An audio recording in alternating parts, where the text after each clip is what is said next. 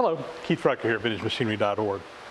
Guys, I was going to share with you some toolboxes that I was recently able to acquire from a lady down in Florida.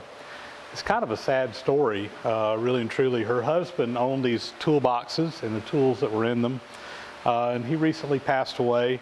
She's needing to move and get out of her house, and unfortunately, none of their kids were interested in any of this stuff. In fact, there was these tools as well as a nice lathe that I was able to go down there and work out a deal and actually get everything. The lathe is out at the museum. I'm going to do a separate video on that one. It's actually a pretty old lathe that's got a neat story behind it. It's appropriate for the museum, and that's where that lathe is going to end up at. In fact, that's where it's at right now. Now, these boxes, on the other hand, these are going to, a lot of the tools in particular are going to also go to the museum. The boxes may even go out there too. I got to figure out exactly what they at the museum are really capable of doing. But I thought it would be interesting to do a toolbox tour. And the story behind these is the gentleman that had them. He was, I think, more of a hobby machinist, but his father was a tool and die maker, and his grandfather was also a machinist. So he was basically a third-generation machinist who had all these tools and had at least a lathe in his garage at home that he was able to use to do repairs and make things, fix things up, what have you. And anyway, we were able to literally save this stuff from being thrown away, which is what the kids, I think, wanted to do, was just, oh, Mom, just throw that stuff away, it's junk. It's not junk. And fortunately, she was smart enough to know that it was not junk, and she advertised these, and I was able to, I was fortunate enough to be able to get down there and work out a deal for this stuff. So anyway, let's go in here and just quickly go through these boxes and see what kind of goodies are in them. All right, guys, so there were two wooden boxes and then also two of these Kennedy intermediate boxes that was in the tool collection, I guess you'd say, that was full of all these tools. And again, a lot of these were the gentleman's father's and grandfather's tools and some of his tools as well. And she told me that she thought that one of these boxes that the gentleman's father had made for him, I think this box here is actually a homemade box, while the other one I'm pretty sure, or at least I think, is a Gerstner. I'm going to have to do some research on that, but I'm pretty sure this one was a homemade box, a very nicely made homemade box. But anyway, let's just start going through it and look and see what's in it. So up here in the top, this looks like some type of indicator holder. Looks like it has a magnet in it of some kind. A lot of tool and die stuff. So there's a lot of stuff like this in here that was just things that were made over the years. There's a piece of an old center finder. Couple of indicators, test indicators in here. I want to try to go through this fairly quickly just because there's so much of it. Let's see what we got here. Okay, this is a tachometer. It's a handheld tachometer. This is pretty neat. It actually has a timer built into it. You push a button and you, while it's spinning, and it times it for a second, it'll actually do the math and calculate the RPMs or the feet per minute, depending on which one of these you have on there, which is a little bit different than some of the other tachometers I have. Here's some little jack feet for like a clamp set. Let's see what we got in this box. Here's a Brown & Sharp 0 to 1 inch micrometer. Looks like it's in nice shape. Let's see. It's just a thousandths model. Doesn't do 10,000ths. Got a bunch of indicator holders and snugs. This is a bearing scraper.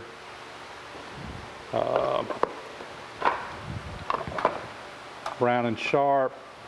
It's a little test indicator set. This one was interesting. This is a Brown & Sharp. This is a stare at last word. So looks like he may have combined some pieces and parts there. And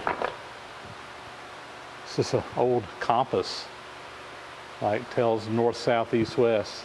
I thought that was kind of interesting. And this was a mirror, but anyway, I thought this was neat. 20th anniversary of the Southeast National Bank, 63rd and Woodlawn, 1935 to 1955. So this is a little piece they sent out, and it's still in the original box. And Harold Driebing was the gentleman that owned this box. I think that was the gentleman's father. Anyway, there's just some pieces and parts in here. Top drawer here, got some shim stock.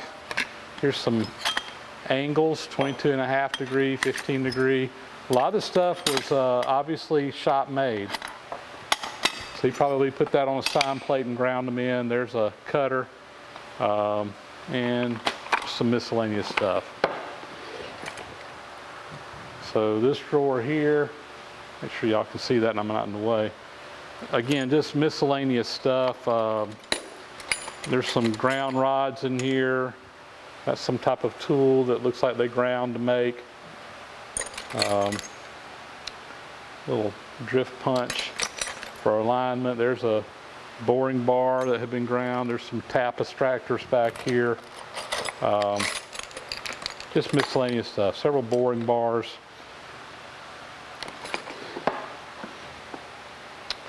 This drawer here has a bunch of stones in there. So there's a hard Arkansas stone. And I noticed there were several sharpening stones in here. Here's a little slip stone in here. Good hard slip stone. Triangular stone. I got some scissors in here. A couple of chucks. A couple of parallels.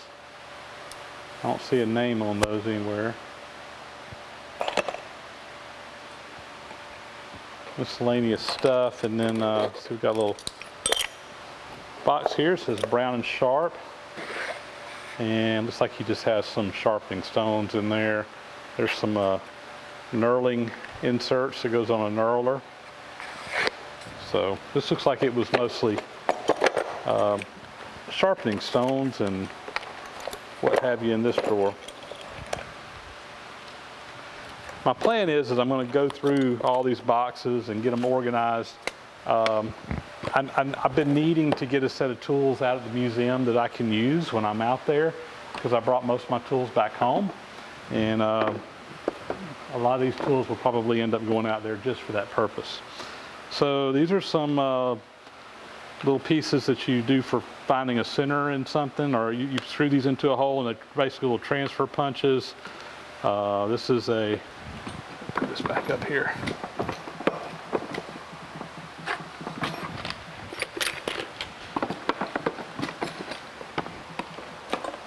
So this is a set of radius gauges, Lufkin. Also some dies in here and die stocks.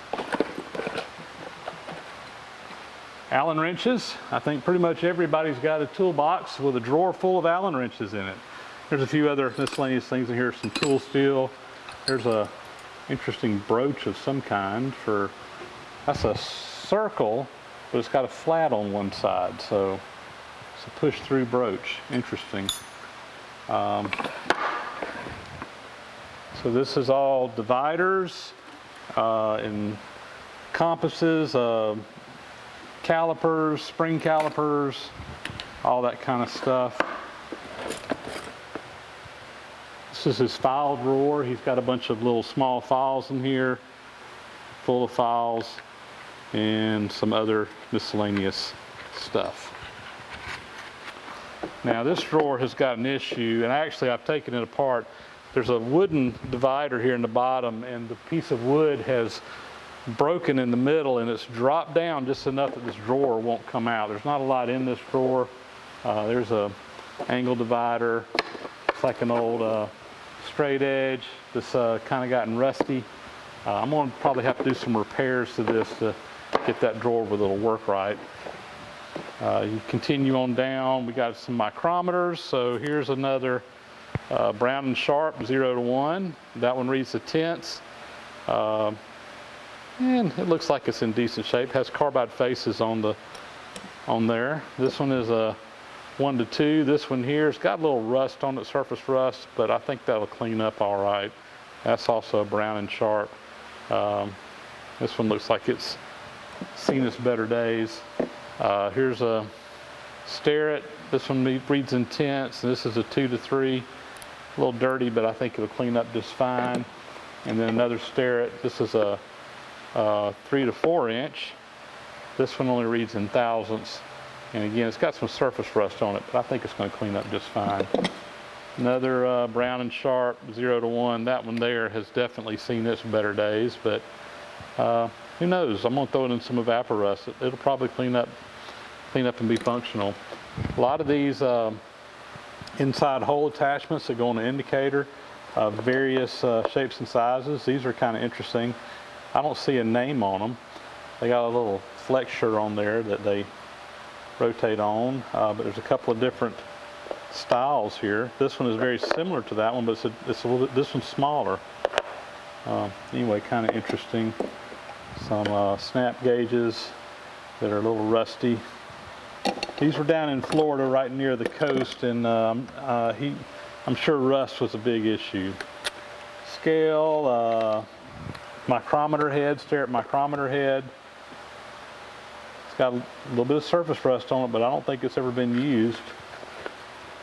Some more indicator snugs, and there's a little gear gauge, very similar to the one that Bruce Witham had made up with his channel information on it. This is kind of cool. So down here in this bottom drawer, there's a bunch of bore gauges, and these are made by Standard. This is 2 1/8 inch to 3 1/8 inch.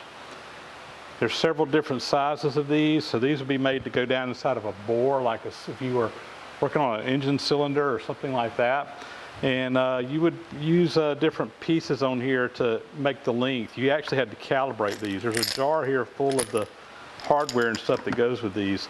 So you would have to have something to actually, again, calibrate this to a certain size. But once it's calibrated, if you're doing the same part over and over, you can quickly go in there and check these. And these are measured to a 10,000ths of an inch.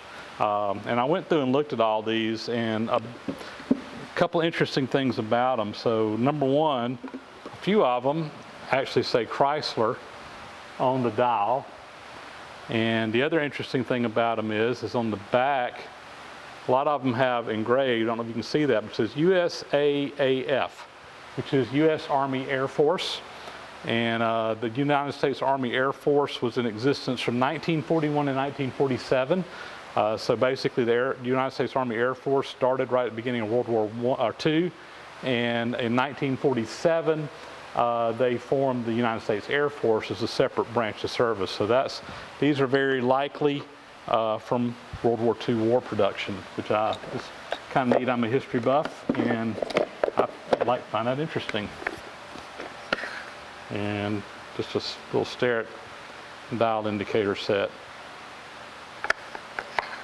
All right, moving on down to the Kennedy intermediate box that's up underneath it.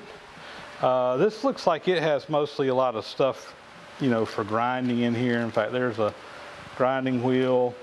Here's some some more of those little step pieces for setups. Whole set of these, set of 4. Some more here. Here's some more angles that were made. There's a 1/4 of a degree, 1/2 a degree. These are actually real nice. 3 degrees. There's a planer gauge. I believe that this one was homemade. It actually has his name stamped in the bottom, Harold Driebing. So I believe that this one was probably one that he made himself. See what's in this Brown and Sharp box. Oh yeah, so this is a transfer magnetic piece to use on a surface grinder. So basically you can put this on there and the magnetic forces go through it. Interesting on the bottom. Made by Brown and Sharp. That's real nice. I suspect, no, there's only one. Yeah, I was about to say maybe there was 2 in this box, but no, I think there's just one that would have been in there. So that'd be real nice to use over on the surface grinder. Like I said, his father was a tool and die maker, so I'm sure he did a lot of grinding work. We got some parallels in here, different sizes. Here's some more angle pieces that were made, 15 degrees. And I believe all this stuff was stuff that he must have made himself. Another angle degree or angle block. These are kind of neat, so get that down. These are some little clamps, kind of like a tool and die maker's clamp, but they'll be small ones, and there's a pair of them. So these would be real handy for, they're ground to the same height, so if you need to put like two of something on to something you were grinding on, anyway, I could see where those would be really, really useful. And those, I think, too, were shop made. I don't think those were bought anywhere. Go down to the bottom drawer, and we got a bunch of V-blocks. Here's some clamps for V-blocks. So I have no idea what this little fixture was for, but it was for something. He even did the little jeweling on there, which is kind of neat. This, I think, is an angle dresser for a surface grinder. And I've never seen one exactly like this, but that's the only thing I can come up with. I can't figure out exactly how it works. There's a little slot right here. But anyway, I think this is an angle dresser. Some of you guys, if you know better, you can tell me. There's not a name anywhere on this thing, either where it was purchased or where a toolmaker put his initials in it. So I don't know if this was shop made or store-bought. It kind of looks store-bought to me, but yeah, I just don't know. This is kind of neat. So this was a little fixture that was made to hold a piece of high-speed steel. Let me grab a piece and show you. All right, so you take a piece of high-speed steel and put into this piece, and it's got angles at different places on here. Actually, I think it would go in there like this. But you would put that down on your surface plate and go through the different angles, and when you got through, it would grind a tool to the certain geometry, and probably kind of matching that geometry right there where you got the relief going backwards and so forth. So so just a little quick tool for, I don't think this tool was ground, that's just a piece I grabbed, but that's a little grinding fixture for high-speed steel, you know, a cutter. So that's something we might put back into use, who knows. A little planer jack. We've got, this is a mandrel for putting like a cut-off saw or whatever in your milling machine. Anyway, I actually need one of those. That's good. This,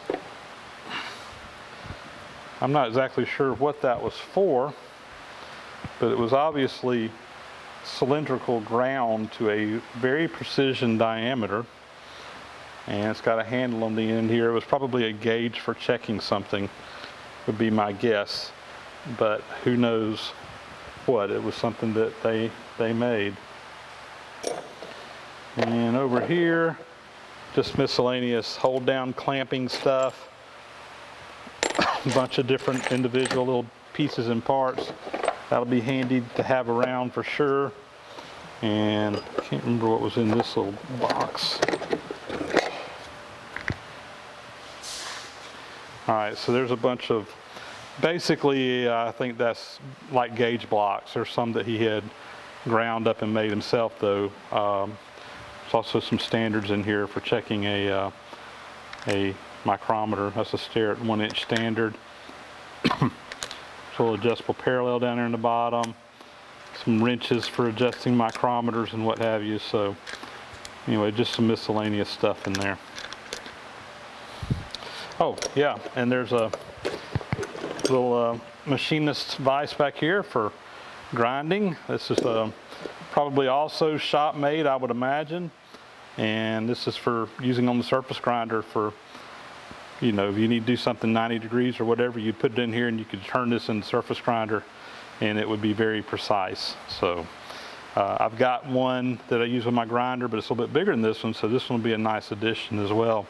to use over on the grinder.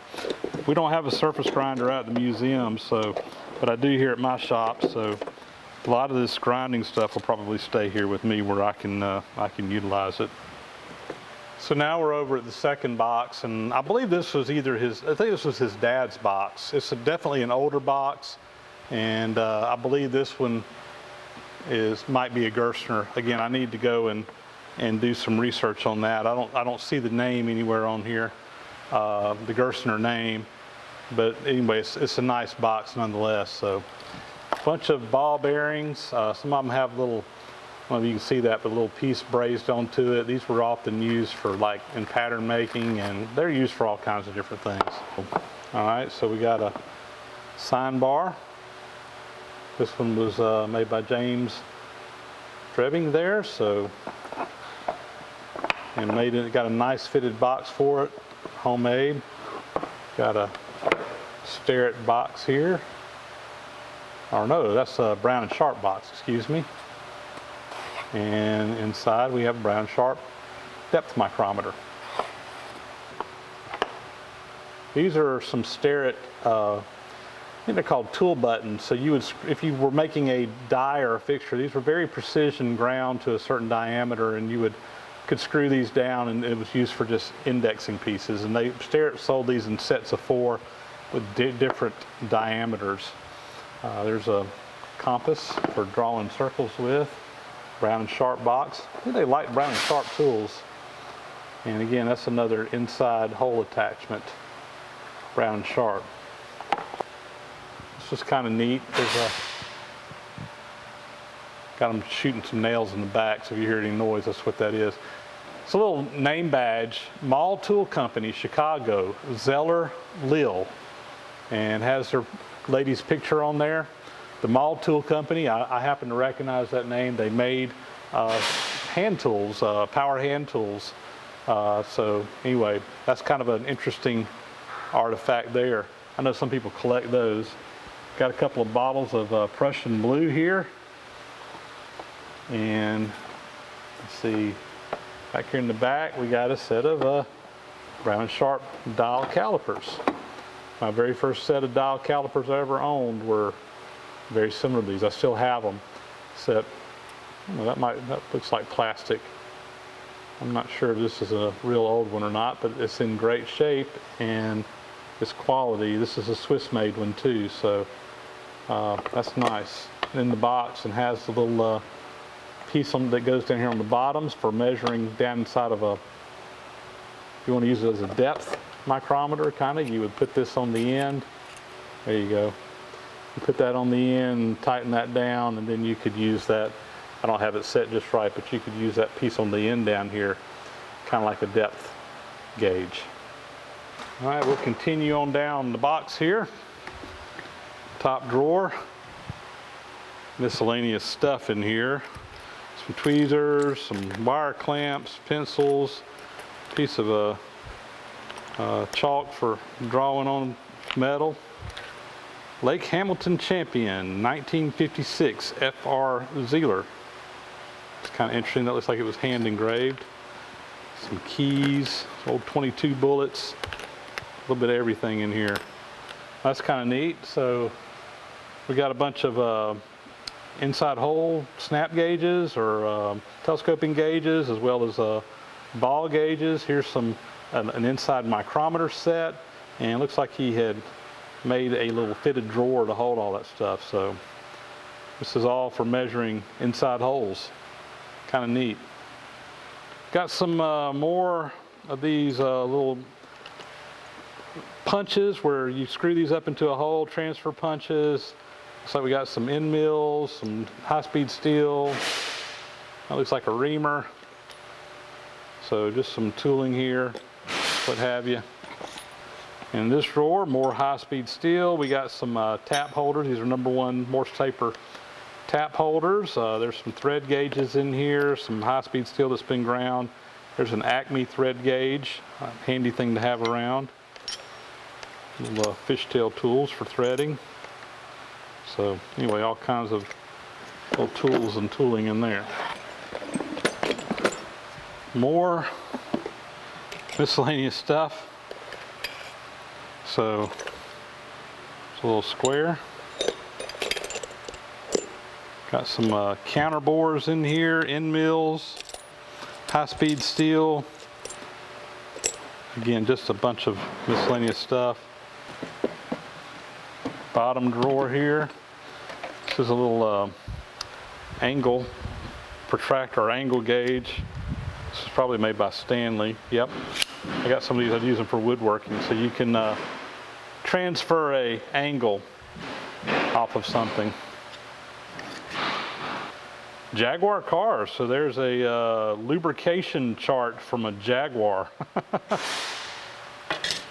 Some more paper stuff, end mills, tooling of miscellaneous kinds. There's a little fixture of some kind. So continuing on. So down here we've got looks like the parts of a Starrett. Oh goodness, combination square set. Yeah, that's a Starrett. I've actually got some pieces to one of these, but I didn't have the whole compass, so maybe I can put them together. This is kind of interesting. This is a little lapping plate. Tom Lipton's been doing some lapping stuff lately and making some lapping plates. There's a carbide end mill. And here's some diamond compound for using with the lapping plate.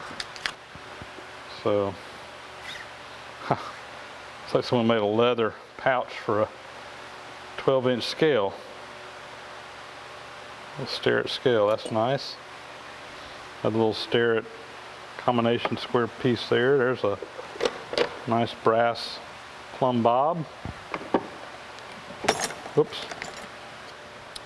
Another micrometer. A little rusty, but very smooth. I think it'll clean up fine. Some cotton swabs. There's some more snugs for indicators. There's a scribe set. Some type of jig for something. Who knows what. A little Criterion boring head. That's nice to have around. I think those are drill bits for center finding on a hinge, more woodworking. A bunch of miscellaneous cutters and what have you in here. There's a little wheel, lapping wheel, bunch of key seats, little fly cutter, big old ball bearing. There's a countersink. So just miscellaneous stuff down here.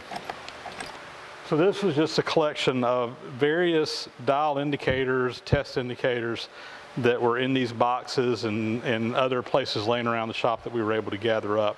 Some of them were over on the lathe and some cabinets and what have you, but nice selection. These are all in various states of repair. Some of them, you know, still, you know, kind of work.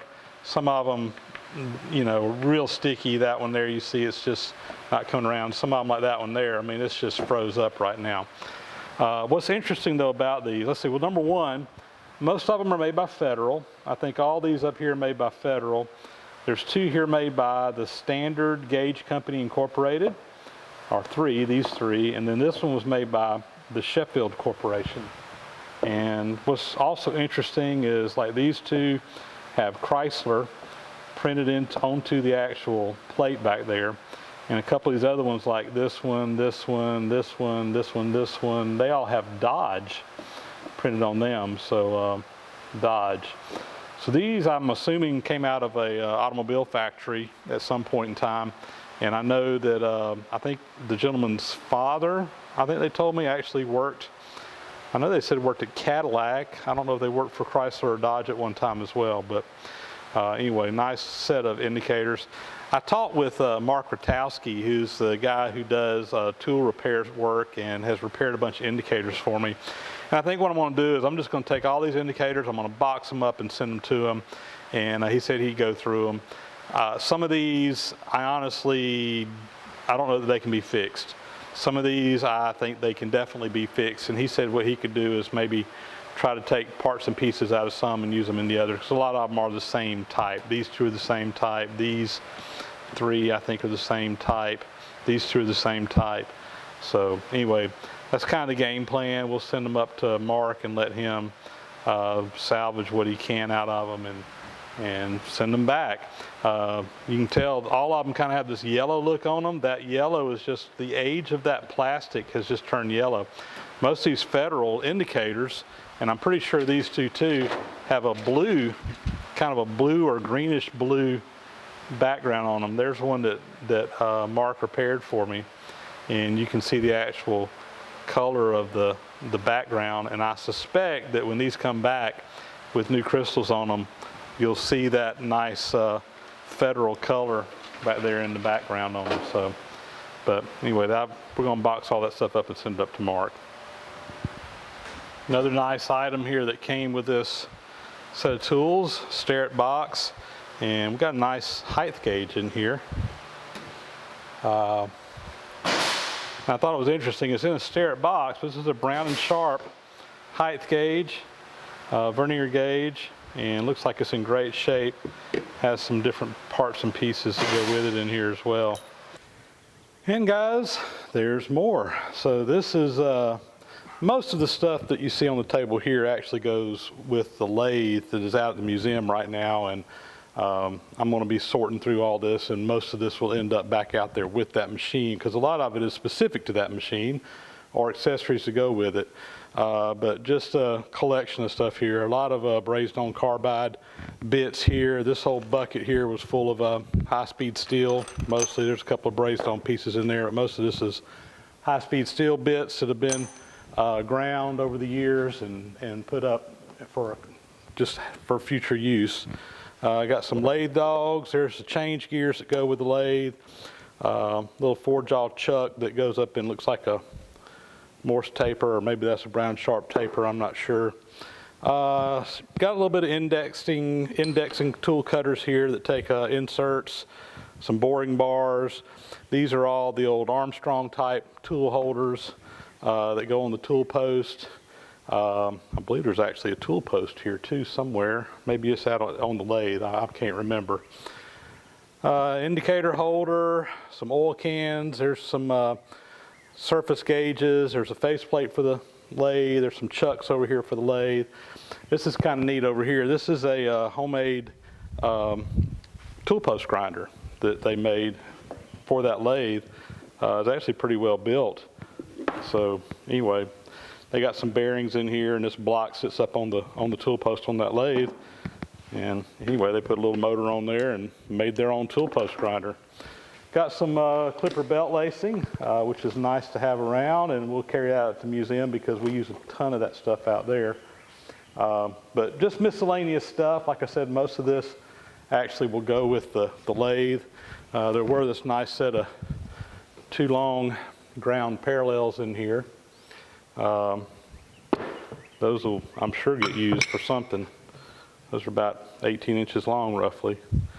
Anyway, just a collection of different things, and we'll be going through this and getting it back up with that lathe soon. Well, there you go, guys. Massive tool haul here, and you know, it's really kind of a shame, and it's really kind of a sad story in one sense, that there was a man who had all this stuff. Most of it belonged to his father, and his grandfather had been passed on through the generations. And, you know, like seems to be the case so often now, the younger generation's just not interested in it. Oh, just throw it away, Mom. I don't want that old junk. But fortunately, we were able to save this stuff, and we're going to be able to pass it on and be able to continue using it. Again, my plan for this, of course, we got the lathe. I'm going to do a separate video and feature that lathe. It's a really, really nice machine. I think you guys will enjoy seeing it, and it's really just perfectly period correct for the museum. It's a line shaft machine, and it is just in immaculate condition, and it is pretty much complete, which is really 2 nice things. But we're going to get that out at the museum. Hopefully one day we can get that set up and running and on display where people can see it and it can actually be used. Now, as far as the tools go, of course, anything that's specific to that lathe, we're going to keep with the lathe. The tools in the boxes here, as bad as I hate to do it, I'm going to go through these and we're going to sort through the tools And my goal for some time has been to get a good set of machinist tools out at the museum, in the shop out there where I used to work and make videos at, because I can still go out there, work on projects at the museum and not have to bring things home. Right now, when I moved into this shop, I brought all of my tools back with me, and I've still got a couple of toolboxes out there, and I've got some bare bones tools at the museum in the shop. But with the stuff that's in these boxes, most of it is going to probably end up getting relocated out at the museum. I'm actually going to go through it, sort through it, figure out what else I've got in my boxes over here that are duplicate, and we're going to try to put together a really good complete set of machinist tools out there, which is going to be a huge help, and again, give me tools in both locations where I don't have to drive back and forth or bring stuff home every time I need to work on something when I'm at the museum. The boxes, right now, the museum really doesn't have a good place to put these, so I'm going to probably just hang on to them. If and when we ever get a machine shop set up out at the museum that people can see, you know, one or both of these boxes will end up going back out there because these are period correct for the museum. Now, in the shop that I'm working in, it's not a period work area, it's more of in a maintenance area. So. And honestly, I don't think these wooden boxes are going to hold up too well in the environment that they would be in at the museum. So I'm going to probably hang on to these here. I don't know that I really need both of them, but I am going to hang on to them with the hopes that at some point in time we can get a good machine shop exhibit out at the museum, and these will go out there as well. Thought you guys would enjoy seeing this. And with that, now I've got the job. I got to go through all these tools, get them cleaned up, get them sorted out, and that's probably going to take a couple of days all in itself. So thanks for watching, guys. As always, if you haven't already, please subscribe to the channel. Leave me some comments if you like, and we'll catch you next time around.